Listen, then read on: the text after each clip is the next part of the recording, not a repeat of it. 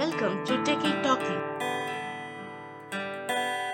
In this video, we are going to understand about the string and the Boolean data type. So first, what is string? It is an array of one or more characters. So in Python, we can define a string by giving it inside the single quotes or the double quotes. So let's check this with an example. So I use a variable str1 to assign a string value. So I say TechieTalkee. When I try to print the str1 variable, the string gets printed there, which is TechieTalkee. Now let's try to understand the type of this str1.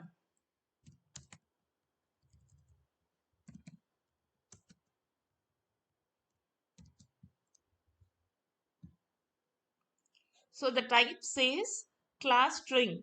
So whatever value we assign within the single quotes, it is considered to be a string in Python.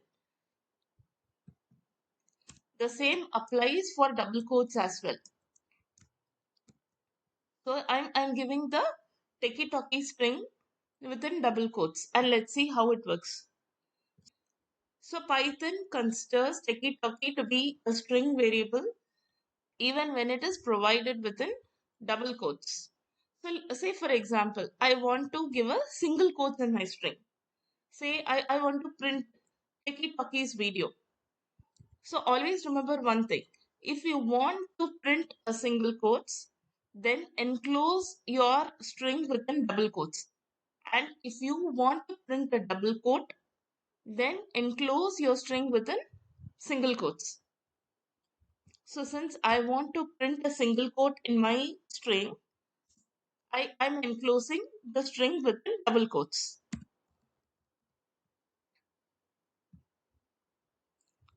So here you can see that the single quotes gets printed.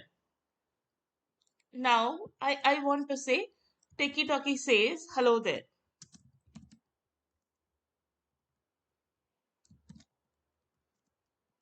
But I want hello there also to be considered as a string. So what I have to do is enclose the whole string within single quotes. So here you can see that the double quotes gets printed. Let's get into the Boolean data type. So what is Boolean? It is used to compare two values, and if they are the same, it returns true. If not, it returns false. Let's try this with an example.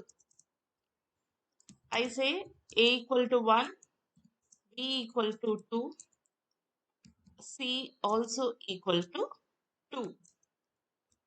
And first I'm trying to compare the value of A and B using the Boolean function.